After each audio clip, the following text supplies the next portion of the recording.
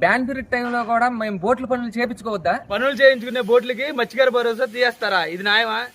ఈ ban feed అంటేనే work చేసుకునే టైం మాకు వచ్చేప్పటికి గవర్నమెంట్కి వచ్చేవాడికి ఈ చేపలు గుడ్డు పెట్టదని చెప్పి ఆలోచనతో గవర్నమెంట్ ప్రకారంగా మేము ఆఫ్ చేస్తున్నాం బోట్లని. ఇప్పుడు ఏం జరిగిందంటే రీసెంట్గా ఏప్రిల్ 12, 14 లాగాం బోట్లు మొత్తం లాగి వర్క్ చేస్తున్నాం. మరి ఈ టైంలో మేము వర్క్ చేసుకోకపోతే రన్నింగ్ టైంలో వర్క్ చేస్తే మరి చేపల పడే టైంలో వర్క్లో అప్పుడు అవ్వవు కదా, మరి బోట్లు ఏట లాగిపోతాయి.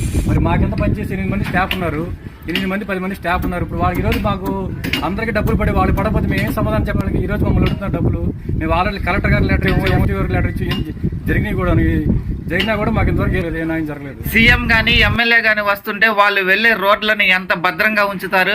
అలాంటిది సముద్రం మీద ఎగిసిపడే అలల మీద ఎగిరిపడే బోట్లు మావి. ఈ సమయంలో కూడా మేము రిపేర్ చేసుకోలేకపోతే మా ప్రాణాలకే ప్రమాదం. కానీ రిపేర్ చేసుకునే బోట్లకి మత్స్యకార భరోసా వేయడం లేదు. ప్లీజ్ ఈ వీడియోకి లైక్ చేసి అధికారులకు చేరే వరకు షేర్ చేయండి.